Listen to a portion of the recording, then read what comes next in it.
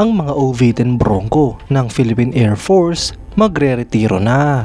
Ito nga po mga idol, ang isa sa pinakalumang aircraft ng ating bansa. Yan ang pag-uusapan natin, pero bago yan, kung bago ka lang sa aking channel, huwag mong kalimutang mag-like, subscribe at i-hit mo na rin ang notification bell button para lagi kang updated sa mga bagong videos natin.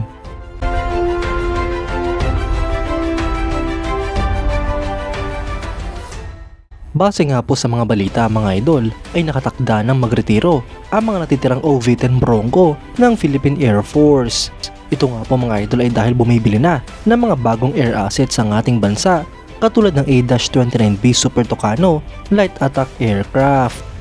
At ngayon nga po meron ng Multi-Role Fighter Aircraft Acquisition Project ang ating bansa ay siguradong papalitan na nito ang mga lumang air assets ng Pilipinas. Ang OV-10 Bronco o North American Rockwell OV-10 Bronco ay isang American Twin Turboprop Light Attack at Observation Aircraft. Dinevelop nga po ito noong 1960s bilang special aircraft para sa counterinsurgency combat. Ang isa nga po sa primary missions nito ay ang Forward Air Control Aircraft. Kaya nga po nito magdala ng hanggang sa 1,450 kilograms ng external munitions at internal loads. Ilang halimbawa na nga po dyan ang paratroopers at stretchers. Ang eroplanong ito mga idol ay unang lumipad noong July 16, 1965 at na-introduce naman noong October 1969. Nagretiro nga po ang mga eroplanong ito sa US Air Force noong 1995. Sinimulan nga po itong i-produce noong 1965 hanggang 1986 at meron na nga po mahigit sa 360 units ang mga nagawang ganito. Ang natatanging military operators na nga lang po nito mga idol ay ang Philippine Air Force na meron pang 7 units na nasa serbisyo. Habang ang mga bansang Estados Unidos, Colombia, Indonesia, Morocco, Thailand, Venezuela at West Germany ay pare-pareho nang naretiro ang kanilang mga OV-10 Bronco. Ang eroplanong ito mga idol ay pinapalipad ng dalawang crew. May habang nga po itong 13.41 meters, wingspan na 12.19 meters, height na 4.62 meters at wing area na 27.03 square meter.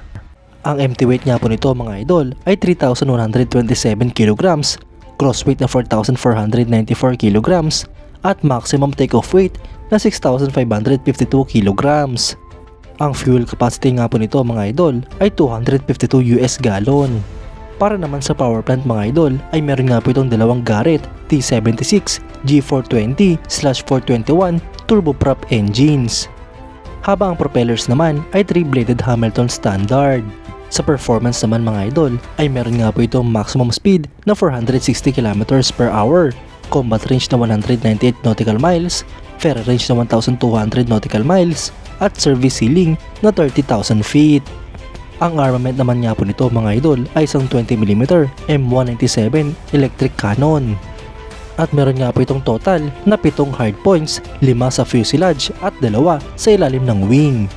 Pwede nga po itong lagyan ng mga rockets, missiles at bomba tulad ng M9 Sidewinder. Mga idol, hindi nga po natin matatawaran ang naging serbisyo ng mga OV-10 Bronco sa ating bansa. Talaga nga naman napakinabangan ng gusto ng Pilipinas ang mga eroplanong ito. Kaya naman sa pagre-retiro ng mga OV-10 Bronco ay matatala sa kasaysayan ang mga naiambag ng eroplanong ito sa ating bansa.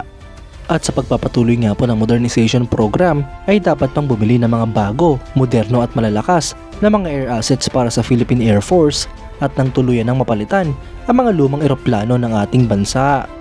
Karamihan nga po sa mga assets ng Philippine Air Force ay bumibilang na ng ilang dekada at karamihan pa dito ay mga donasyon mula sa ibang mga bansa. Oras na nga po mga idol upang tumayo sa sariling paa ang Pilipinas at bumili ng mga sarili nitong kagamitan. At nang sa ganon ay mahanay naman tayo sa mga malalakas na bansa sa Asia. Kayo mga idol, anong masasabi nyo? Comment down below for your thoughts and opinions. At yan nga lang po ang pag-uusapan natin ngayon mga idol. Maraming salamat sa panonood. Huwag nyo rin kalimutang mag-like at subscribe bilang suporta sa ating channel. Mabuhay kayo mga idol!